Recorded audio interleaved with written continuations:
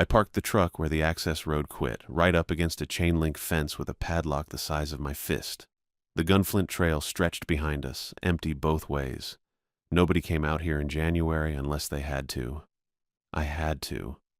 The work order said the transmitter at Site November Whiskey Romeo 7 had dropped offline twice in the past week.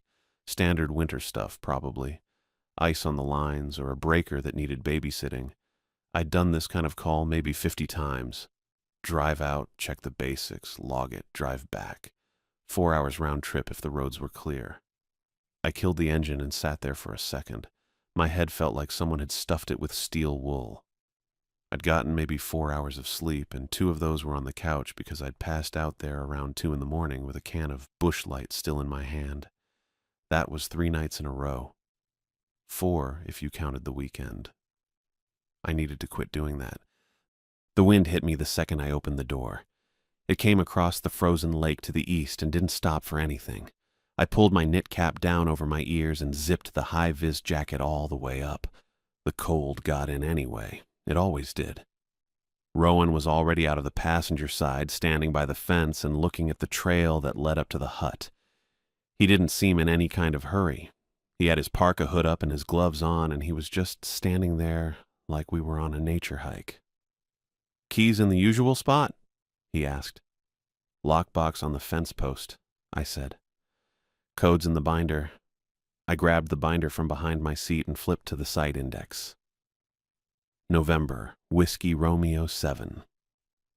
Code was 7729. I punched it into the lockbox and pulled out the gate key and the hut key, both on a carabiner with a faded plastic tag.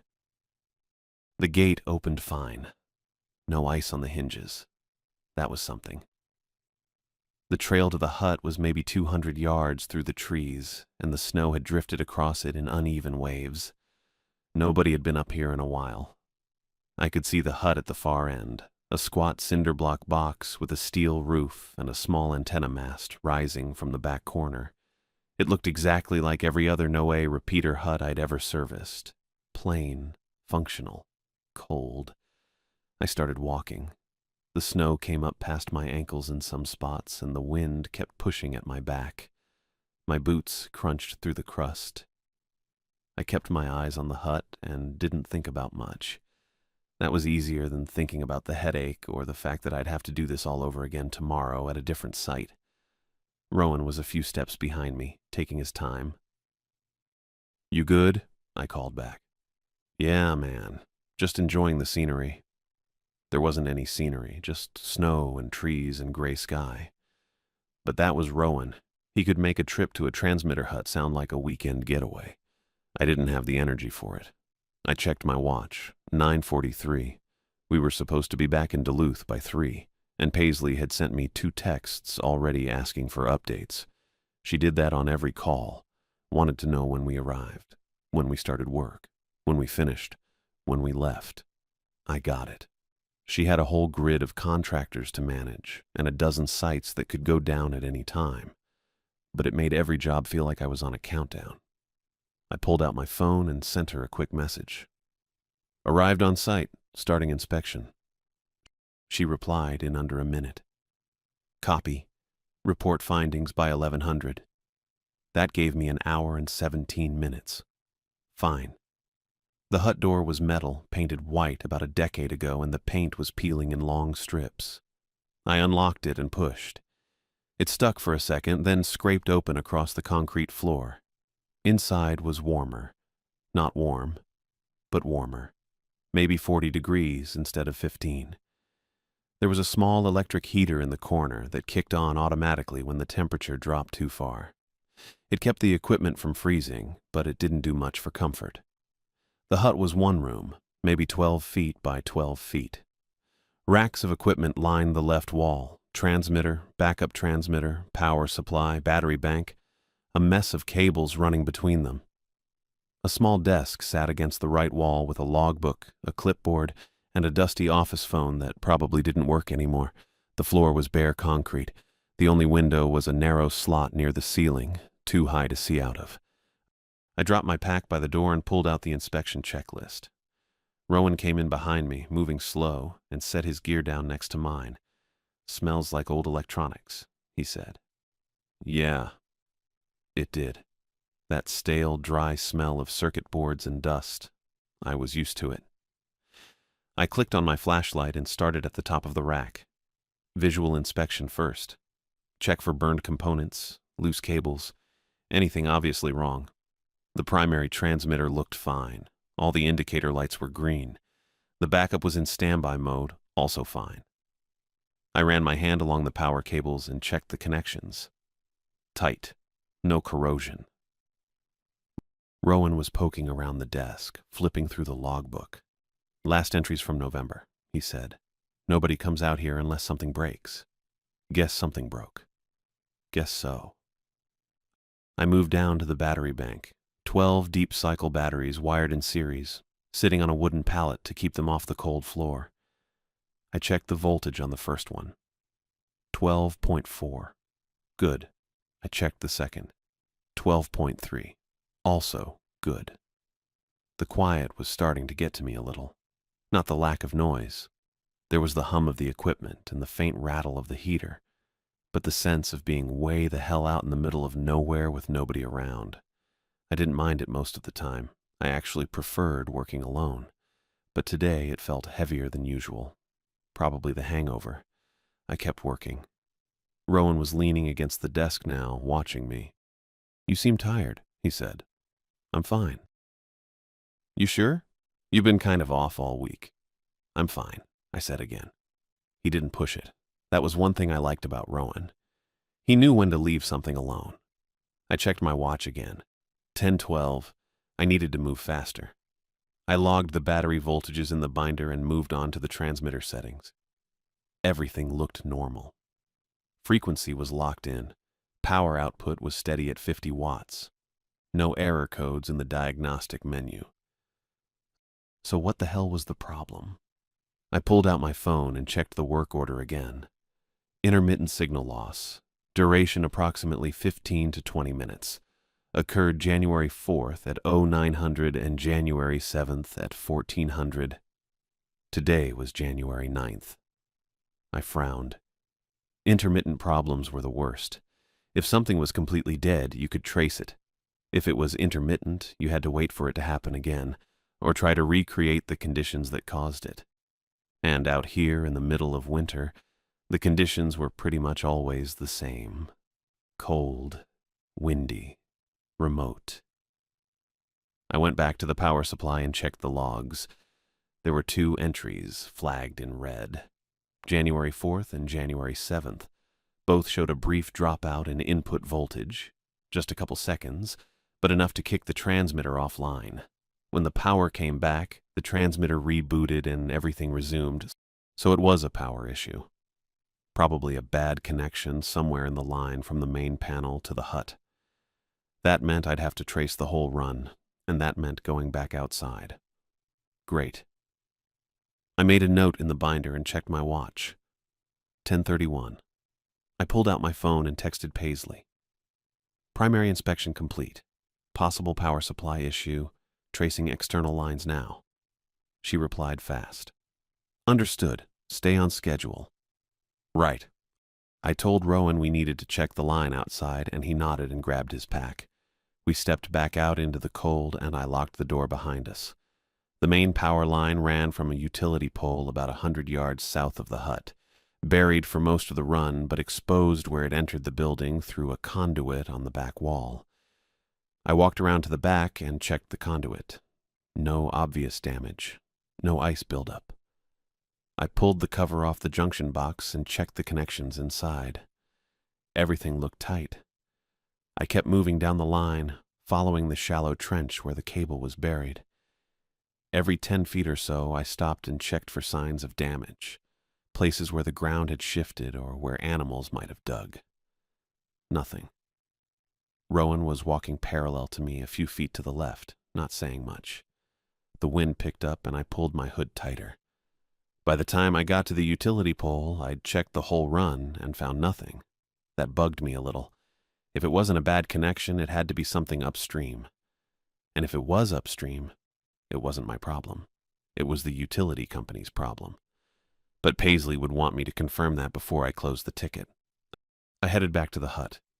Inside, I checked the clock on the wall. 11:07. I was already past Paisley's deadline. I sent her another text.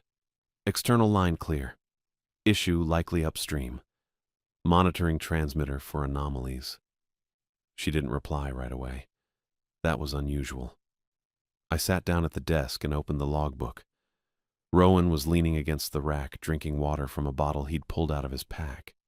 He looked relaxed. I didn't feel relaxed. I flipped back through the log entries, looking for patterns. Most of the pages were blank. A few had notes from other contractors. Replaced fuse A3. Cleaned air filter. Rebooted transmitter after lightning strike. Normal stuff. Then I noticed something. The two dropout events, January 4th and January 7th, had both happened at different times of day, 9 in the morning and 2 in the afternoon. If it was a utility problem, you'd expect it to happen during peak load times like early evening when everyone was running heaters and cooking dinner. But 9 in the morning and 2 in the afternoon? That didn't fit. I stared at the log for a second, trying to figure it out. Then the transmitter clicked. It was a loud, sharp sound, like a relay engaging. I looked up. The green indicator light on the primary transmitter went dark. Then it came back on. Then it went dark again. Rowan straightened up. What's it doing? I don't know. The light cycled 3 more times. On, off, on, then stayed on. The whole sequence took maybe 10 seconds. I stood up and walked over to the rack. The diagnostic menu was still open on the little LCD screen. I scrolled through the error log. A new entry had just appeared. Power interruption detected. Duration 4 seconds. But I'd just checked the power supply. It was fine. I checked it again. Voltage was steady, no fluctuations, no dropouts. The transmitter clicked again. This time the light stayed off for a full 5 seconds before it came back on. Rowan was watching me. That normal? No. I pulled out my phone and checked the time. 11:14. The transmitter clicked a third time. Off, on, off, on. It was cycling, just like someone was flipping a switch, but there was no switch. The power supply was automatic. The transmitter was supposed to run continuously unless there was a fault or a manual shutdown, and I hadn't touched anything. I stood there staring at the rack and felt something shift in my chest. Not panic. Just a quiet realization that this wasn't routine anymore. This was something else. I turned back to the battery bank. The transmitter was still cycling. On, off, on again. But the power supply showed steady. That didn't track. I pulled the flashlight from my pocket and crouched next to the wooden pallet. 12 deep cycle batteries. Each one the size of a car battery. Sealed lead acid. Wired in parallel. I'd checked them half an hour ago. Voltages had been fine. 12.4 on the first, 12.3 on the second. Normal range for a standby system on trickle charge. I put the multimeter leads on the first battery again. 11.8. I blinked, checked the connection, tried again. 11.7. That was wrong. You don't lose half a volt in 30 minutes unless something's pulling hard. I moved to the second battery, 11.6. Third battery, 11.9. The whole bank was sagging. I stood and checked the panel mounted above the power supply. Green light next to utility input. Voltage readout showed 120 volts AC, steady. The battery bank was supposed to float on trickle charge when utility power was good. It wasn't supposed to discharge at all. Rowan. He looked up from the desk. He'd been flipping through the logbook again, probably looking for something that made sense. Battery's draining, I said. He frowned, came over and looked at the multimeter in my hand. How fast? Fast. I crouched again and tested the fourth battery. 11.7. Lost about half a volt in 30 minutes. All of them. But we're on grid power. Yeah. So why's it draining? I don't know. Rowan scratched the side of his face. Maybe the charger's offline. I pointed at the panel. Says it's feeding. Then something's drawing. Nothing should be. I stood and ran my eyes over the equipment rack. Transmitter, backup, power supply, cooling fan. The fan wasn't even running. It was only 40 degrees in here. Total draw should have been under 100 watts. The battery bank could handle that for days without sagging. I checked the multimeter again. First battery, 11.6 now. Rowan saw my face. That's not good. No. The transmitter clicked again. The light went dark for 3 seconds, came back on. I watched the panel. Utility input still green, voltage still 120. Go check the meter, I said. Outside? Yeah. Meter box is on the south side of the hut. See if it's spinning. Rowan pulled his gloves back on. You think the load's coming from somewhere else? I don't know what I think. I walked over to the desk and picked up the satellite phone from where I'd left it next to the logbook. I'm calling Paisley. She's gonna love that. Probably not. Rowan zipped his parka and headed for the door. Cold air rushed in when he opened it, then the latch clicked behind him and I was alone. I turned on the sat phone. It took a minute to acquire signal. The little bars climbed one at a time in the corner of the screen. When it finally connected, I pulled up Paisley's direct line and hit dial. It rang 4 times. I figured she wasn't going to pick up. She was probably in a meeting or dealing with another site. But then the line clicked.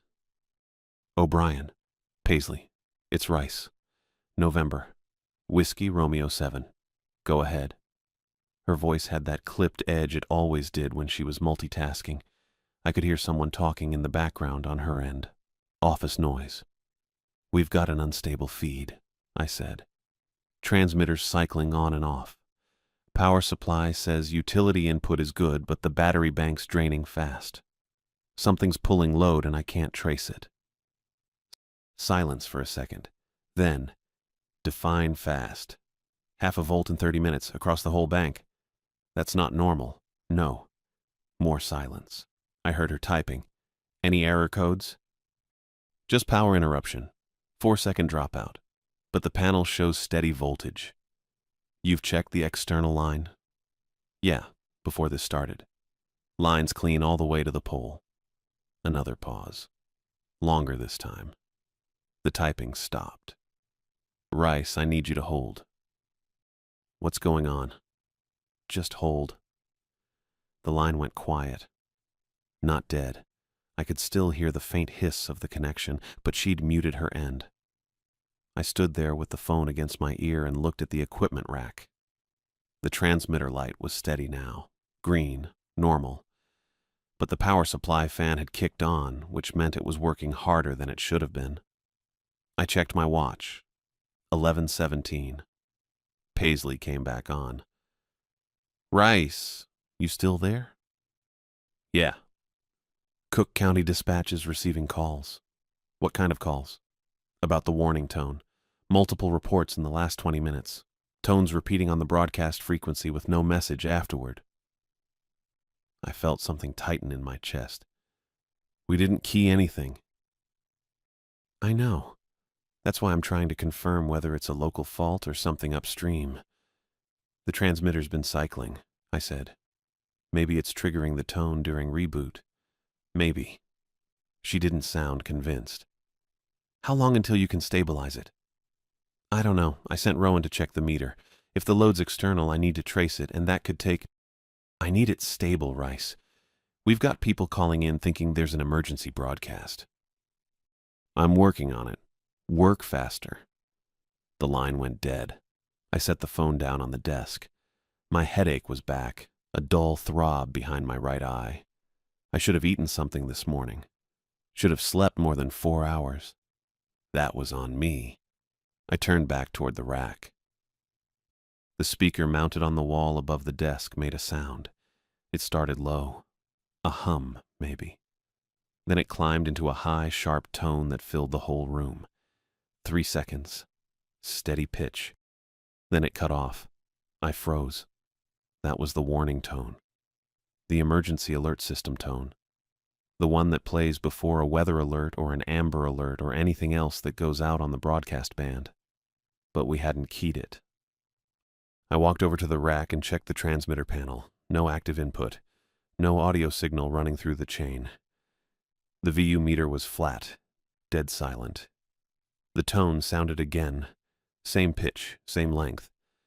3 seconds, then nothing. I looked at the speaker.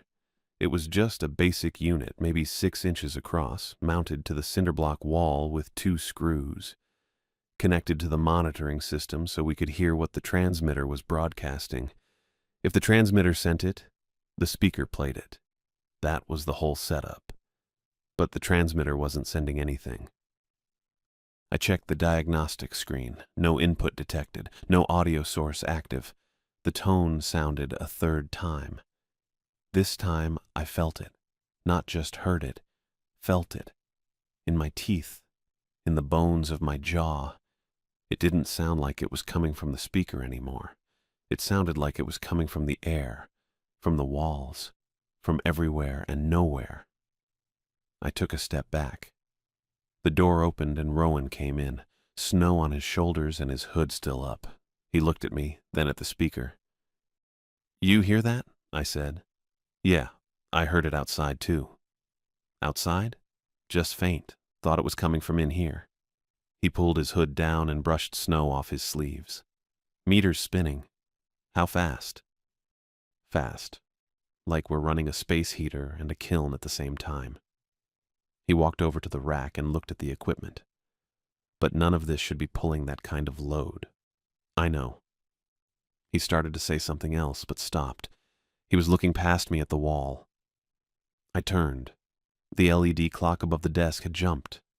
It said 11:31. I checked my watch. 11:18. The clock snapped back. 11:18. Then forward again. 11:24. Then back. 11:18. It settled there, blinking once, then steady. Rowan didn't say anything.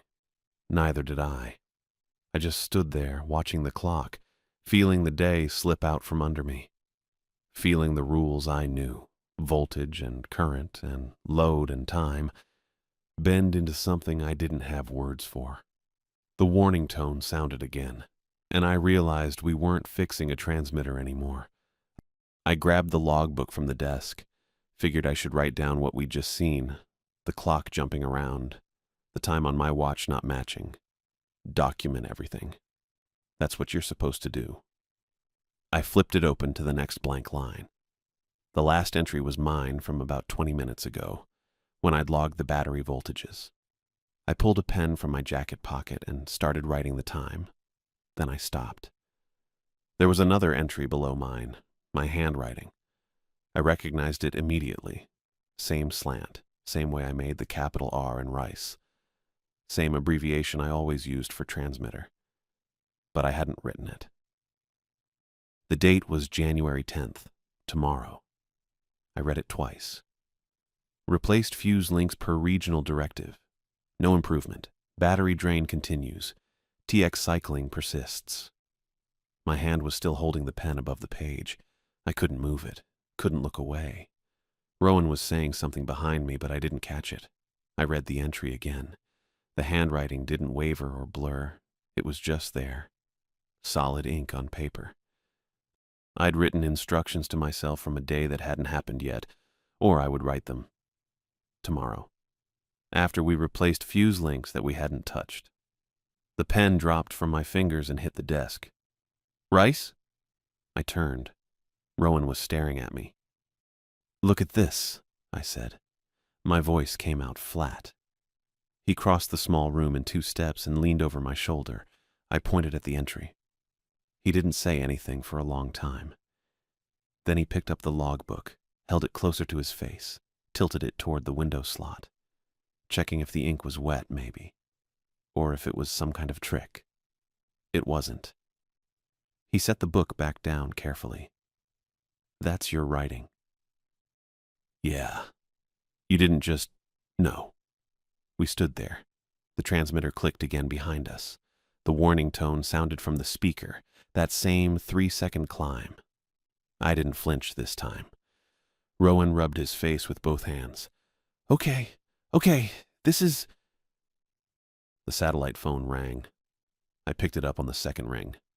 Rice. Stanley. It's Paisley. Her voice sounded tight, strained in a way I'd never heard before. She didn't wait for me to respond. Are you still seeing the cycling behavior? Yeah, and the batteries are still draining. I glanced at the logbook, didn't finish the sentence. It's not stabilizing.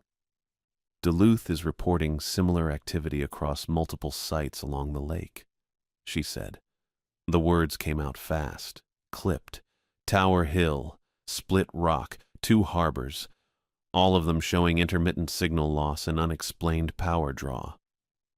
I looked at Rowan. He was watching me. How many sites? I asked. 6 so far, regionals aware. They're trying to coordinate with the utility companies, but nobody can trace the load. She paused. I heard papers rustling on her end. I need you to shut it down. That stopped me. Shut down the transmitter. Shut down the entire site, main breaker. Pull it offline until I get direction from regional. I didn't say anything right away. Shutting down a transmitter meant killing the warning system. If there was an actual emergency, storm, flood, whatever, people wouldn't get the alert. That was the whole point of these sites. They had to stay live. Stanley, did you hear me? Yeah, I heard you. This is coming from above me. I don't like it either, but we don't know what we're dealing with. Her voice softened just a fraction. Still controlled, but I could hear the edge underneath. Just kill the power and get back on the road. Understood, I said. She hung up without saying anything else. I set the phone down. Rowan was still watching me. She wants it offline, I said. He nodded slowly. Makes sense. If it's happening at other sites too. Yeah. I walked over to the main electrical panel on the wall next to the equipment rack. Gray metal box about 2 feet tall. I opened the cover. Inside was the main breaker, a heavy black switch in the up position, and below it the individual circuit breakers for the transmitter, backup unit, lights, and heater. I put my hand on the main breaker. Hated this part. Hated leaving a site dark. These transmitters were supposed to run continuously. They were the last line for people who needed information when everything else failed. Cutting power felt wrong on a level I couldn't quite articulate. But orders were orders. I pulled the breaker down. The transmitter's green light went dark. The power supply fan spun down with a fading whine. The overhead fluorescent light cut out, leaving just the pale gray daylight from the window slot. The heater clicked off. Silence. I waited. Then the warning tone sounded again, fainter this time, muffled, but still there. That same 3-second climb from low hum to high sharp edge. Rowan turned toward the speaker on the wall. How is it? No power, I said. I was staring at the equipment rack. Everything was dark. No lights, no displays. The speaker shouldn't have been able to make any sound. The tone came again. Not from the speaker this time. Or not just from the speaker. It seemed to come from deeper in the wall itself, like it had moved into the cinder block, into the concrete. A vibration more than a sound. I closed the breaker panel. Rowan was standing very still in the middle of the room. Rice, we should go. He was right. We should go. Get in the truck, drive back to Duluth, file a report, let someone else figure it out. That's what a reasonable person would do. But I wasn't thinking reasonably. I was thinking about the meter outside spinning too fast, about the battery drain with no source, about my handwriting in the logbook from tomorrow, about 6 sites along Lake Superior all showing the same impossible behavior. When I lose control of something, I fix something smaller. That's what I do. That's always what I do. We need to test the backup generator, I said. Rowan blinked. What? If the utility feed is causing the problem, we prove it by running stable power independent of the grid. Generators outside, self-contained, diesel, no connection to the utility line. Paisley told us to shut it down and leave. She told us to shut down the transmitter. We did. I was already moving toward the door. This is just testing the backup system, making sure it's operational before we go. That was a thin justification, and we both knew it. Rowan didn't move. You really think that's going to help? No, I said. But I need to know. He stared at me for a few seconds. Then he sighed and pulled his hood up. Gas cans in the truck. I'll get the pull cord from the storage locker. I grabbed the hut key from my pocket and unlocked the narrow metal cabinet beside the desk. Inside was a coil of extension cord, a toolbox, spare fuses and a plastic case, and the generator pull cord wrapped in a loop. I took the cord and headed for the door. Rowan followed. I stepped outside. The wind hit me first, stronger than before, colder. It came from the east, off the frozen lake, and it carried a pressure I couldn't name. Not just cold, not just wind. Wrong. The trees around the hut stood too still despite the wind. The branches didn't move. The snow on the ground didn't drift. Everything felt compressed somehow, like the air had weight. I stopped on the concrete pad outside the door. Rowan came up beside me.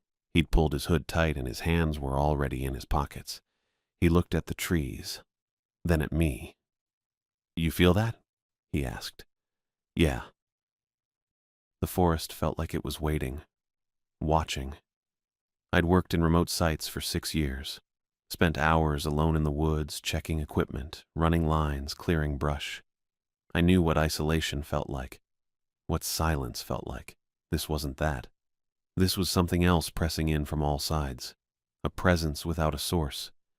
The warning tone sounded again from inside the hut behind us, muffled by the walls but still audible, still wrong. I forced myself to move. The backup generator was around the back of the hut, enclosed in a small wooden shed with a slanted roof. I walked along the side of the building, boots crunching on frozen snow, pull cord in my hand. Rowan went the other direction toward the truck to get the gas can.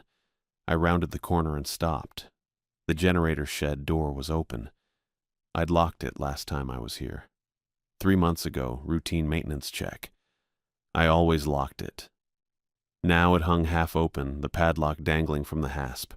Still closed, still locked. But the screws holding the hasp to the door frame had pulled free from the wood. I stood there looking at it. The wind pushed against my back. The trees didn't move. I heard Rowan's boots crunching through the snow behind me, the slosh of liquid in the gas can. He came up beside me and saw the door. Huh, he said.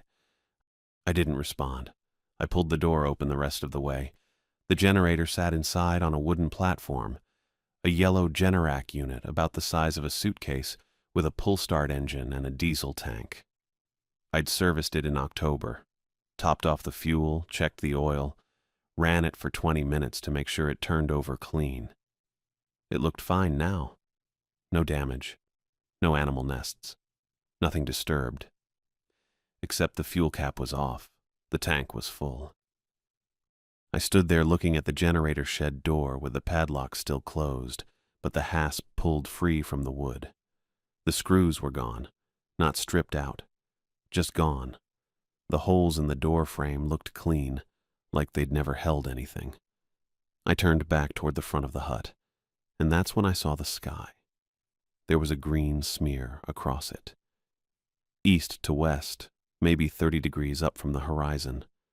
Not bright, kind of pale, washed out against the gray daylight. It looked exactly like the northern lights I'd seen 100 times up here. That thin ribbon effect, that color, but it wasn't moving. The aurora always moves. It shifts and pulses and folds back on itself. This just hung there, static. I stood watching it for maybe 15 seconds and it didn't change at all. The air felt wrong, too, heavy, like the pressure before a thunderstorm, but colder, sharper. I could feel it in my chest when I breathed. The headache behind my right eye got worse, and the forest had gone completely quiet. I don't mean peaceful quiet, I mean dead. No wind sound in the branches, no distant bird calls, no creaking wood or snow sliding off pine boughs. Nothing. The wind was still blowing. I could feel it against my face, pulling at my jacket, but I couldn't hear it anymore. I looked down at the snow in front of the generator shed. My boot prints were clear coming around the corner. Standard tread pattern, spaced normal. But there were other prints too. Bare feet. They came from the direction of the fence line, maybe 20 yards out where the trees got thicker. They walked straight toward the hut. I followed them with my eyes. They didn't wander, didn't circle. Just a direct line across the snow to the front door where they stopped. Someone had stood right outside the door, barefoot, in January, in Minnesota. The prints were narrow, smaller than mine. The toes were defined, clearly visible. No sign of frostbite damage or hesitation in the gait. Just steady steps through snow that should have been killing them. I walked back around to the front of the hut and crouched next to the prints at the door. They faced the metal door dead on, both feet together, parallel, like someone standing at attention or listening. There were no prints leading away. I heard Rowan coming back through the trees from the truck. He had the red plastic gas can in one hand, hood still up. He stopped when he saw me crouched by the door. "What is it?" I pointed at the prints. He looked, didn't say anything for a few seconds. "Those weren't here before," he said. "No. That's impossible." "Yeah." He set the gas can down and walked a slow circle around the prints, careful not to step on them. Then he looked back toward the fence line, following the trail. "Someone walked here barefoot. Looks like it. In this cold." "Yeah. And just stood here." I stood up. My knees popped. "That's what it looks like." Rowan stared at the prints for another few seconds, then picked up the gas can. "Let's test the generator and get the hell out." I didn't argue.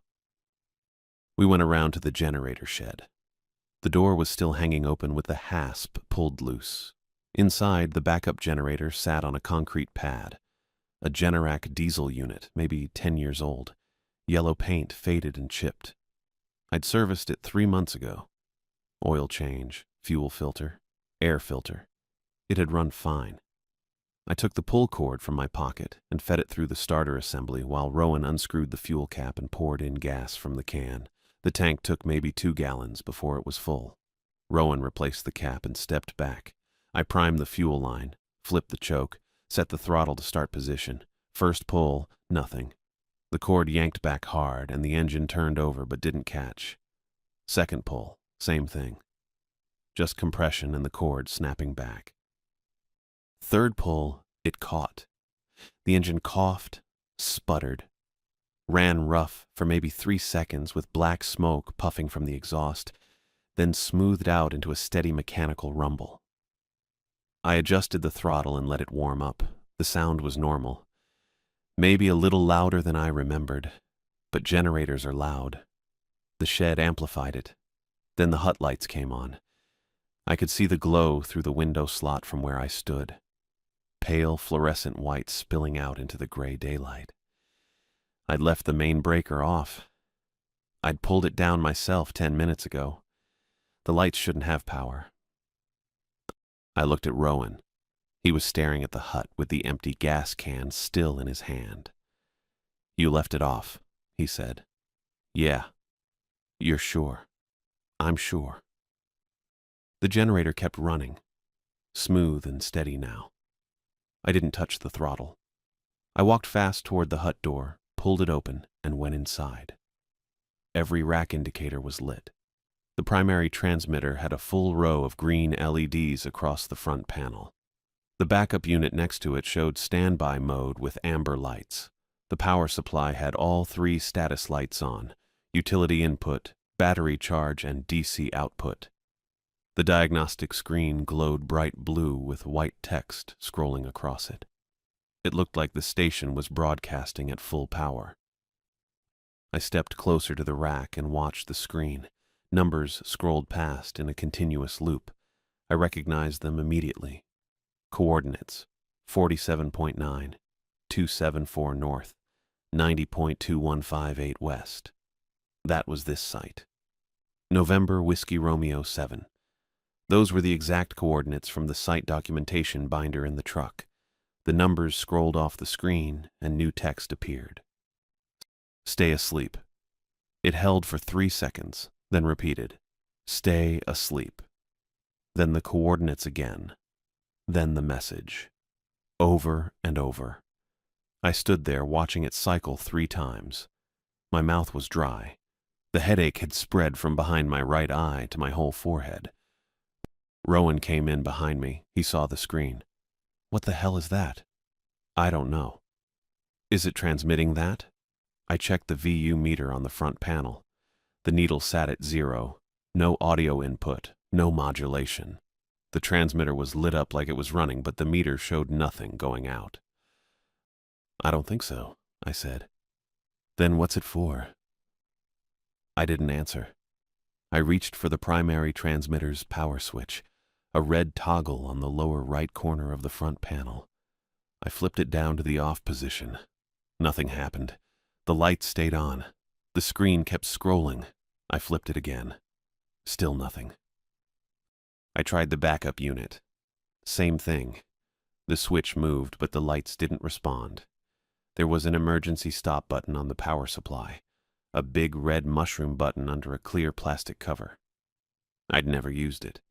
It was supposed to kill everything instantly, disconnect the batteries, shut down all DC output. I flipped the cover up and pressed the button. It clicked, went down maybe half an inch, then popped back out.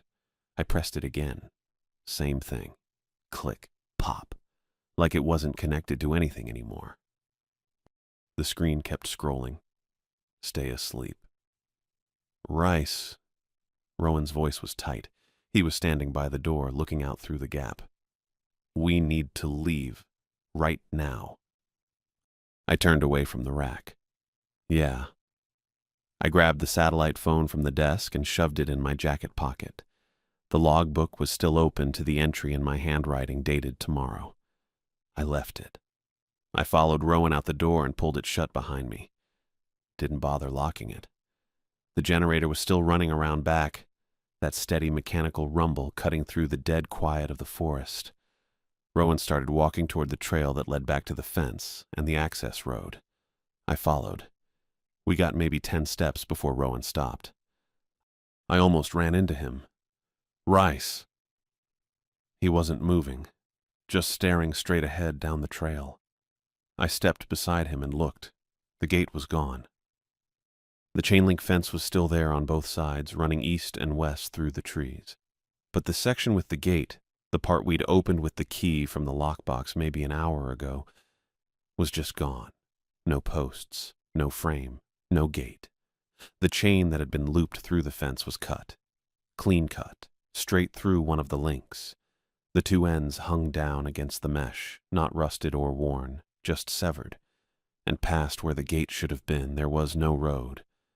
The access road we'd driven in on, the 200-yard dirt track from the Gunflint Trail to the fence, was gone. In its place was untouched snow and trees, thick pine and birch tight together, branches heavy with snow, old growth. The kind of forest that takes decades to fill in. It hadn't been there this morning.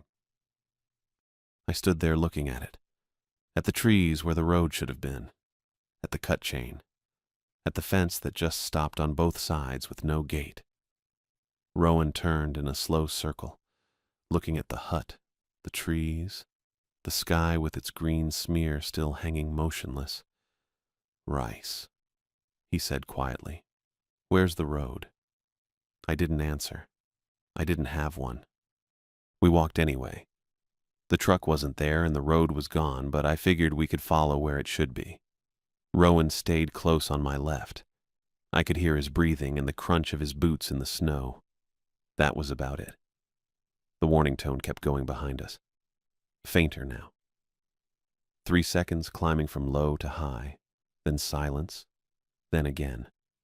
But underneath it, something else started. A hum. Low and steady and not coming from the hut. It rose from the ground itself. I could feel it in my boots, in my knees, in my chest. Not quite a sound, more like pressure. I kept my eyes on the trees ahead. The fence line should have been maybe 20 yards out. Then the gate. Then the access road running back to the main trail. Simple route. I'd walked it an hour ago. The hum got louder. I looked back. The hut sat behind us, close, too close. We'd been walking for probably 2 minutes at a decent pace and should have covered 50 yards easy. But the cinder block walls looked maybe 30 feet away. The antenna mast rose straight and narrow against the green smear in the sky. I could see the generator shed around the back with its door still hanging open. Rice! Rowan's voice came out flat. I turned forward again. He'd stopped walking. His arm came up and he pointed ahead through the trees. I saw the hut. Same cinder block walls, same steel roof, same antenna mast. But the angle was wrong. I was looking at it from the side, not the front. The window slot faced east instead of south. The generator shed sat on the left instead of the right. I stood there. Rowan stood beside me. Neither of us said anything. 2 huts, same site, same structure, different positions. I pulled my phone from my pocket. The screen lit up cold and bright in my hand. The time read 11:43. I checked my watch. The hands showed 11:26. I stared at both for probably 10 seconds. Then I shook my watch and held it to my ear. Still ticking, steady rhythm, nothing wrong with the movement. Check your phone, I said. Rowan pulled his out. He tapped the screen a couple times. Frozen. What's it say? 1200. Exactly noon. He tapped it again. No, wait. Seconds are moving. Just the hour and minute stuck. I tried my phone again. 11:44 now. My watch still said 11:26. The second hand swept smooth and continuous around the face. The hum from the ground got deeper. I felt it in my teeth. I pulled out the satellite phone. Heavy black brick with a thick antenna. I extended it and hit power. The screen took maybe 15 seconds to acquire signal. 3 bars. Good enough. I scrolled to Paisley's direct line and pressed call. It rang 4 times. She picked up on the 5th. O'Brien. It's Rice. November, Whiskey Romeo 7. Rice. Her voice sounded strained. Same tone from the earlier call. Tight and controlled, but with something underneath. You're still on site? Yeah, I stopped. Tried to figure out how to explain. We've got a situation. Define situation. The road's gone, truck's gone, we can't get back to the gate. Silence on the line. Just faint static and the hum of the satellite connection. Paisley. Rice, what are you talking about? Her voice came back sharper. You never arrived. I felt something cold drop through my chest. What? Your GPS tracker shows the truck parked in Grand Marais, near the Holiday Station on Highway 61. You've been there for the past 2 hours. That's not possible. We've been at the site since 09:43. I texted you when we arrived. I didn't receive any text from you this morning. I pulled the phone away from my ear and checked the message thread. My text from 9:43 sat right there in blue. Arrived on site. Starting inspection. Below it, her reply. Understood. Report findings by 1100. I put the phone back to my ear. I'm looking at the thread right now. You responded at 09:44. Rice, I'm looking at my phone. The last message I have from you is from yesterday, confirming the work order. The hum got louder. Rowan turned in a slow circle, looking at both huts. His hood was still up and his hands were in his pockets. We're at the site, I said. November Whiskey Romeo 7. We've been here all morning. The system shows you never checked in. The gate log shows no access today. I looked back at the first hut, then forward at the second. Same structure, same everything. 2 places at once. Paisley. Get back on the road. Return to Duluth. We'll debrief when you arrive. The road's not here. Her voice went very quiet. What do you mean it's not there? I mean we walked to where it should be and there's just trees. No fence, no gate, no road. The line went silent again. Longer this time. I counted maybe 8 seconds. Rice, listen to me carefully. Find the access road. Get in the truck. Drive back to the main trail. Do not stop. Do not investigate anything else. Just get back on the highway. I'm telling you, the road isn't... She hung up. I stood there with the satellite phone against my ear. The hum vibrated through my boots into my legs. I lowered the phone and looked at Rowan. She says we're not here, I said. Where does she think we are? Grand Marais. Near the Holiday. Rowan pulled his hood back. His face looked pale.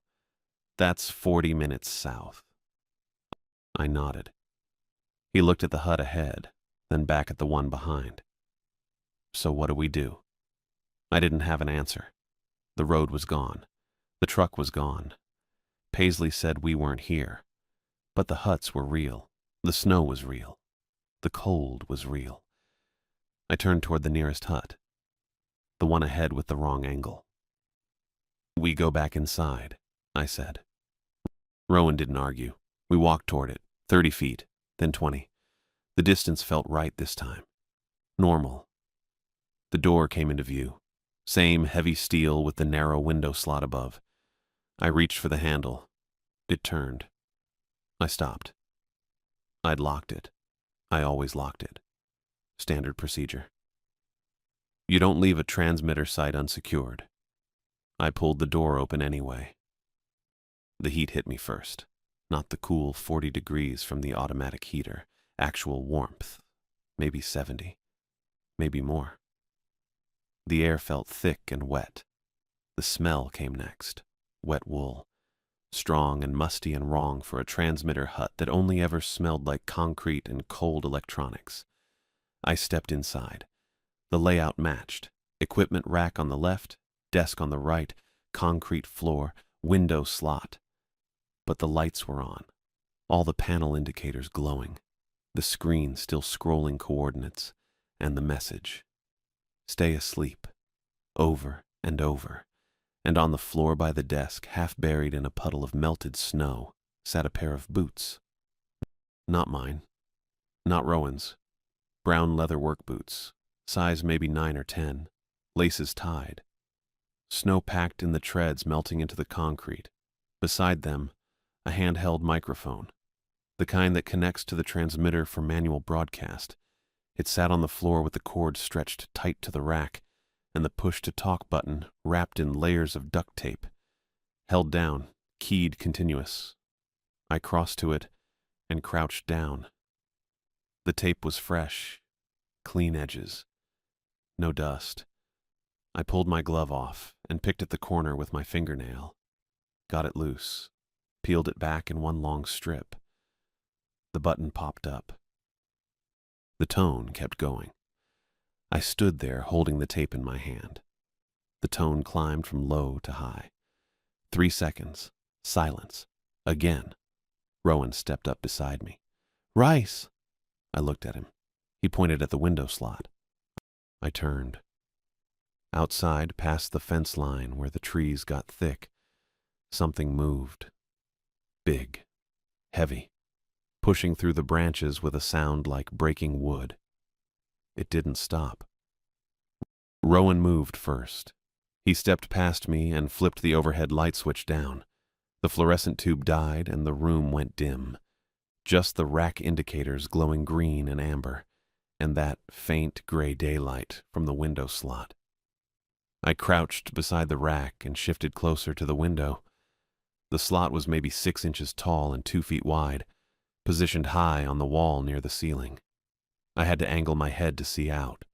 The trees beyond the fence line were moving, not swaying, moving aside. Something big pushed through them. Branches snapped with sounds like rifle cracks. I heard the scrape of bark and the low creak of wood bending under weight. Then it stepped into view. A moose. That's what my brain said first. The size was right. The bulk. The dark mass of it against the snow and trees. But the legs bent wrong. They folded backward at the knee, or where the knee should have been. The joints angled forward like a dog's hind legs, but the proportions were all off. Too long in the lower section, too thin at the top. It moved smooth, no hesitation, no limp. The head came next. It lowered toward the window, and I stopped breathing, the face pressed against the glass. Flat, too flat. The muzzle was there but compressed, like someone had taken a moose skull and pushed it into wet clay until the features blurred. No eyes. The sockets were there. I could see the shape of them. But the skin was smooth, unbroken. No lids, no lash line. Just skin stretched tight over the hollows where eyes should have been. It worked its nostrils, flaring, pulling air in long, deliberate draws. I thought about dogs sniffing for food, for blood. This wasn't that. It was smelling for current, for the hum in the wires, for whatever frequency the transmitter had been pushing into the ground. I knew that. Don't ask me how. Rowan's voice came quiet from behind me. Flare kit's in the truck. I didn't move, didn't look away from the window. The thing's head tilted, slow, like it heard him. We run for it, I said, kept my voice flat, steady. Get in the truck, drive until something looks familiar. Call for help from somewhere stable. Okay. I stood, my knees cracked. The headache behind my right eye pulsed hard enough to make my vision blur for a second. Rowan moved to the door. His hand went to the handle. I grabbed the satellite phone off the desk and shoved it back in my jacket pocket. Left the logbook. Left everything else. Go. Rowan yanked the door open and we burst out. The cold hit first, then the wind, then the ground. My boots sank, not into snow, into something else. It grabbed at the sole, pulled, like stepping into wet cement that hadn't set yet. I tried to lift my foot and it came up slow, heavy, the surface clung. I looked down. The snow was gone. What I'd thought was snow, what had been snow 10 minutes ago when we walked to the generator shed, was ash now. Packed, dense, gray-white and smooth, and warm. I could feel it through the boot leather. Not hot, just warm. Like it had been sitting in the sun for hours. Rowan stumbled beside me. His arms went out for balance and he caught himself on one knee. What the hell? The moose thing slid around the corner of the hut. Slid. That's the only word. Its legs moved, but the motion was wrong, too fast, too smooth, like it was on rails. I yanked the flare gun from my jacket pocket. Standard issue, orange plastic grip, single shot. Rowan tried to stand and his boots stuck. He pulled hard and the ash made a wet sucking sound. The thing was 15 feet away. 10. I raised the gun, aimed center mass, pulled the trigger. The flare hit its chest and burst. Red phosphorus light flooded everything, bright enough to hurt. The thing stopped.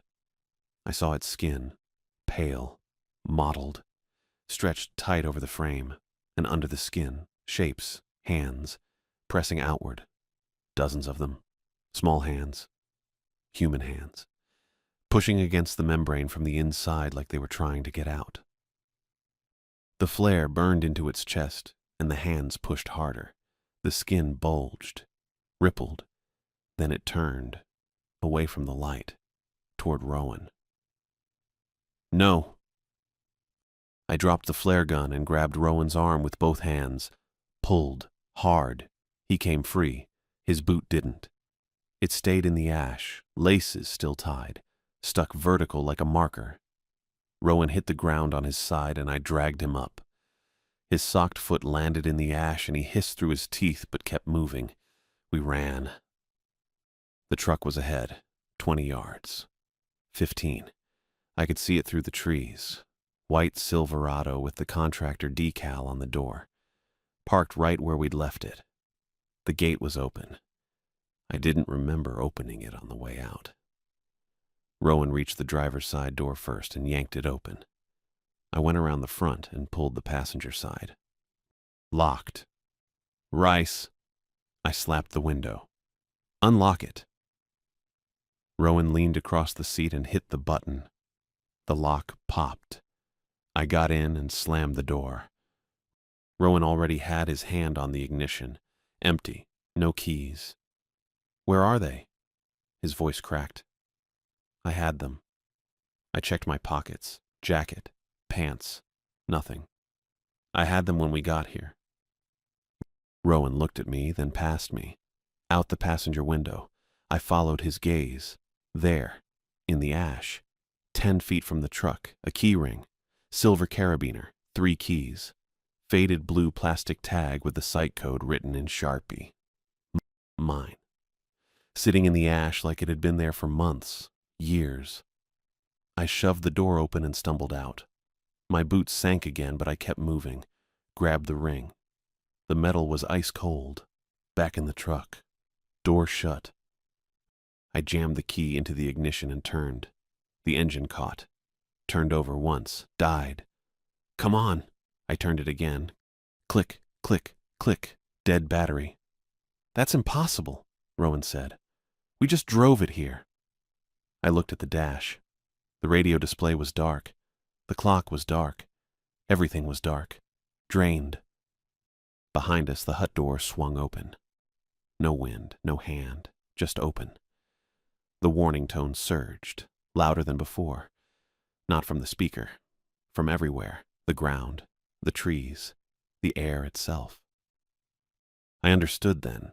The hut wasn't the source, it was the mouth. And the thing outside, the moose thing, the ash, the tone, it was hurting us, back toward the signal. Stay low, I said. Rowan looked at me. What are you doing? I grabbed the handheld radio from the center console. Cheap Motorola. Battery indicator showed full. Stay here. Lock the doors. Rice. I was already out. The mast was 50 feet behind the hut. Standard 3-section tower. 60 feet tall. Guy wires anchored to concrete footings. I ran. The ash pulled at my boots, but I kept moving. Fast as I could. The base of the mast had a lightning arrestor box, gray metal, padlocked. I yanked the lock. It held, kicked it. The hasp bent. The screws pulled free. Inside, wiring. Thick copper ground cables running from the mast down into conduit, insulation, junction blocks. I pulled the second flare from my jacket, twisted the cap, struck it against the rough strip. It ignited, red flame, hot enough to feel on my face. I jammed it into the wiring. The insulation bubbled, turned black. The copper underneath started to glow. The hum in the ground spiked. I felt it in my teeth. My skull. Behind me. Movement. I didn't turn. Held the flare there, pushed it deeper. The moose thing rushed me. I heard it. Felt the displacement of air. The mast groaned. Metal stress. High-pitched, sharp. One of the guy wires snapped, whipped past my head and buried itself in the ash. The tower tilted. Slow, then fast. It crashed into the trees. 60 feet of steel and aluminum hitting frozen pine with a sound like thunder. The cables ripped, tore free from the hut. Sparks showered from the junction box on the back wall. The warning tone cut off.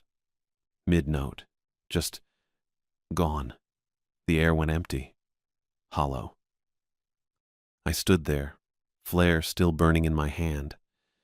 The ash under my boots cooled, hardened, went from warm and sticky to cold and brittle in the span of 3 seconds. I dropped the flare and stepped back. The moose thing was gone. The hut door hung open. Dark inside. No lights, no indicators. I turned and walked back to the truck. Rowan was in the passenger seat now, hunched, staring down at his socked foot. I got in the driver's side, put the key in the ignition, turned it. The engine started. First try. I looked past the hood. The access road was there, beyond the gate. Plowed, open, tire tracks in the snow, like it had been the whole time. I put the truck in drive and hit the gas. We rolled forward, through the gate, onto the road. I didn't look back. Rowan sat silent beside me. His breath fogged the window. He kept staring at his foot. I drove hard. 40, 50. Faster than I should have on a gravel access road in January. The trees blurred past. 10 minutes later, we hit the bend where the road curved south toward the main trail. My phone buzzed. Signal. 2 bars. I pulled the satellite phone from my pocket, handed it to Rowan. Call Paisley. He took it, extended the antenna, dialed. It rang 4 times. O'Brien. I took the phone. It's Rice. Rice. Where the hell have you been? I've been trying to reach you for 3 hours. The mast failed. Sights collapsed. Unsafe conditions. We're heading back. Silence. Then, what do you mean the mast failed? It came down. Lightning arresters shorted. Whole structures compromised. We had to evacuate. You took down a federal transmitter? It came down on its own. We were securing the site when it happened. More silence. I'm opening an incident response. You'll need to file a full report when you get back. This is going to cost your contract, Rice. You know that. Yeah. Get to the office. Don't stop. Don't talk to anyone. Straight here. She hung up. I set the phone on the dash. Rowan shifted beside me. His hand went to his ankle, rubbed it through the sock. You okay? I asked. Boot's gone. I know. It was tied. Laces were tied. I know. He looked at me. What was that thing? I didn't answer. Kept driving. The main trail appeared ahead. Paved, plowed, normal. I turned south. Grand Marais was 40 minutes away. I checked the rearview mirror. The trees hid the site now. The hut, the mast, all of it gone behind the curve of the road. But the sky, the green smear was still there, horizontal, steady, like a fixed light that refused to go out. I kept my eyes on the road and drove.